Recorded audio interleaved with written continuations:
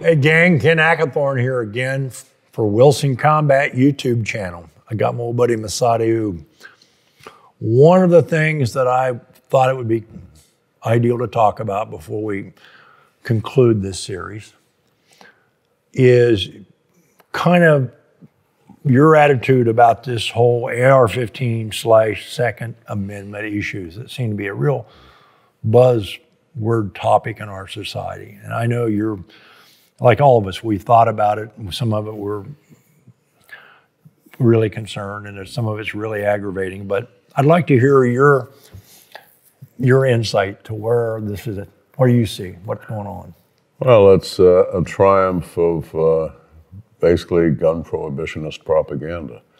The semi-automatic rifle has been with our country for well over a century. They've been in mainstream sporting use since before the First World War. The AR-15 came out commercially in 1963-64 and was originally advertised as a lightweight varmint shooting rifle. It was quickly seen that it had applications for home defense. Now, in the private sector, there's a certain analogy between law enforcement armory and civilian armory.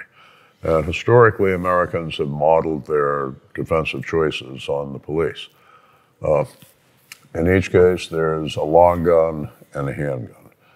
In each case, the handgun is issued by the department to the individual officer. It's his or hers alone until they change guns. What was then the standard long gun, the shotgun, generally rode with the vehicle. It was a pool weapon. And any 24 hours, first shift officer, second shift officer, and third shift officer would have their own handguns, but access to the same patrol car's shotgun. Now, flip over to the home defense side. At home, the handgun tended to be the gun that the person with a permit would carry when they were out and about. The home defense gun traditionally was the shotgun, and that literally goes back to the days of the Pilgrims and the days of the Old West. It would be the handgun would be carried by the individual who owned it. You know, it's about as personal as your underwear. And the long gun, again, was a pool weapon. Any member of the family who had been deemed competent and responsible enough to do so, if there was trouble, a dangerous animal in the backyard, or a home invader kicking down the door, the grandmother, dad, mom, brother, or sis could reach for that gun. So it had to be something that would adapt well to a small, weak person, a big, strong person, and in between. Now, as time has evolved, the police, 6-shot police service revolver has turned into the 18-shot 9mm Glock or Smith & Wesson M&P. The patrol car shotgun, the old so-called riot gun, is all but back in the police museum, replaced universally by the AR-15 or occasionally an analog gun like the Ruger Mini-14, 223 semi-auto rifle. In the home defense sector, we're seeing much the same.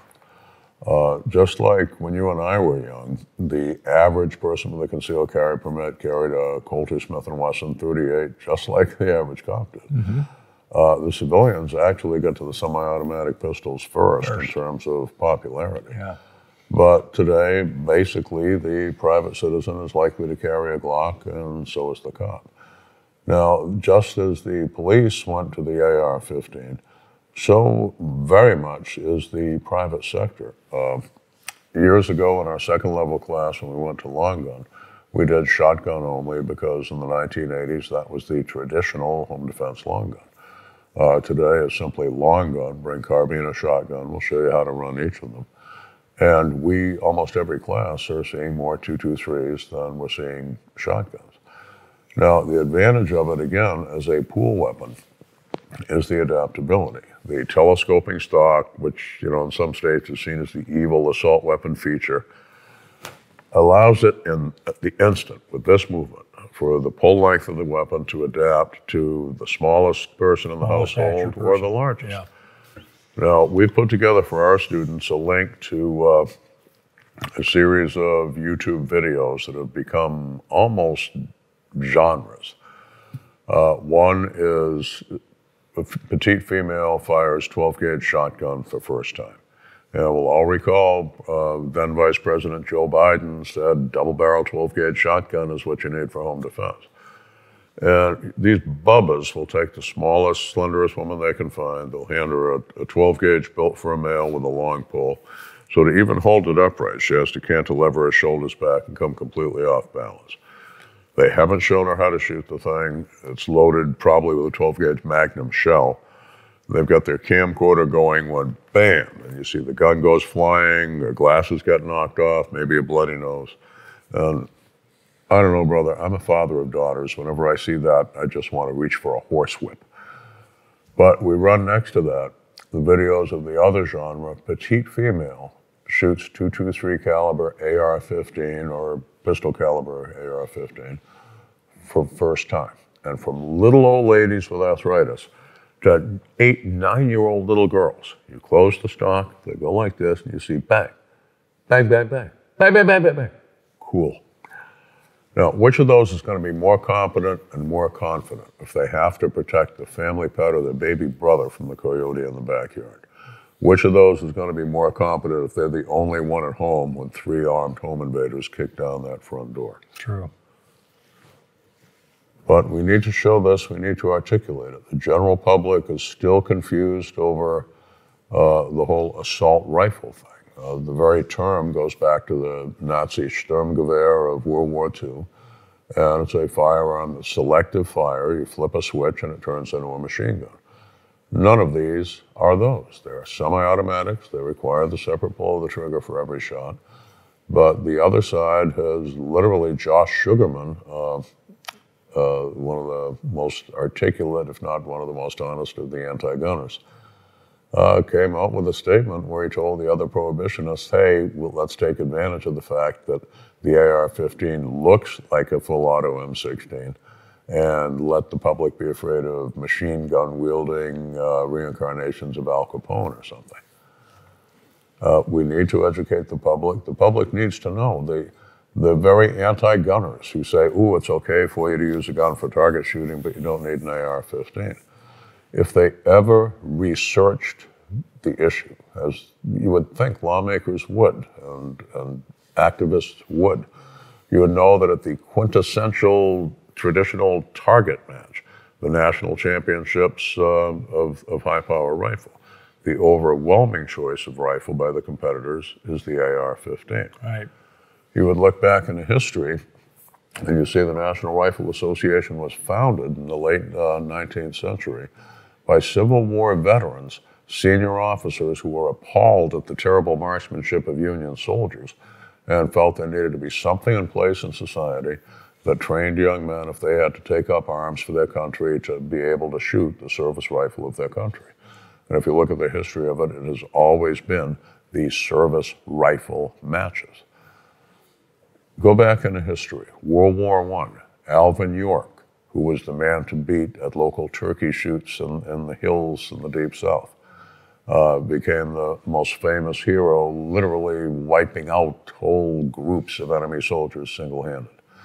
In World War II, Audie Murphy, who had grown up as a kid in Texas, I believe, shooting cottontail rabbits with a .22 to feed his family, became the most decorated hero of the war.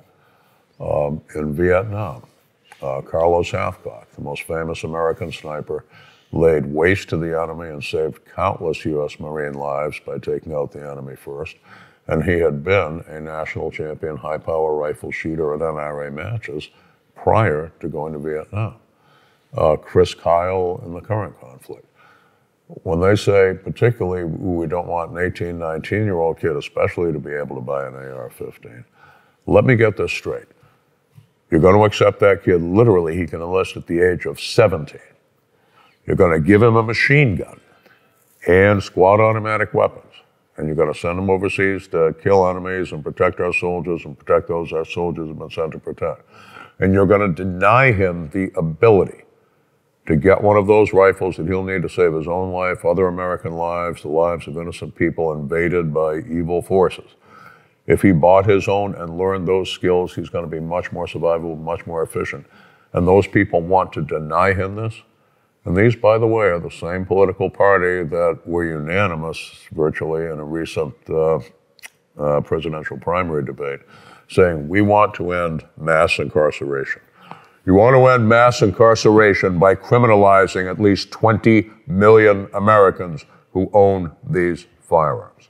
People, listen to their hypocrisy. People who lie to you like that are lying about anything. If common sense tells you anything, if they lie to you about one thing, they're lying to you about anything else.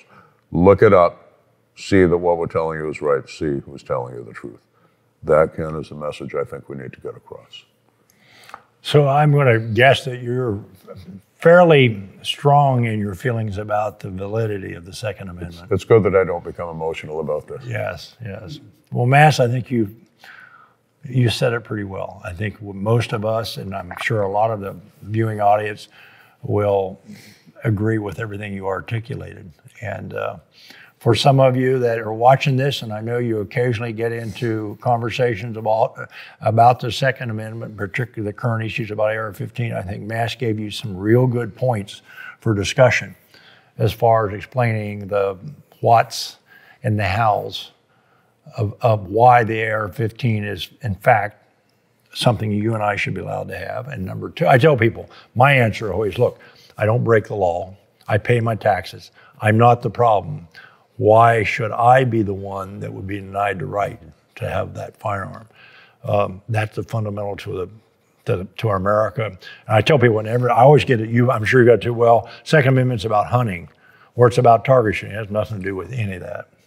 And fortunately, most of us on the gun culture side, we understand that. I don't know that that message is being it needs to advanced. Be gotten across to the American It needs to be public. put across to the American people. And I tell people, as we discussed before, all you have to do is tell folks, look at Venezuela and what's happened in very recent times in that country. And one of the first steps that the tyrants, the socialist tyrants did when they got there, so we're going to collect all the firearms to protect people. We're going to deal with the crime wave, which didn't exist.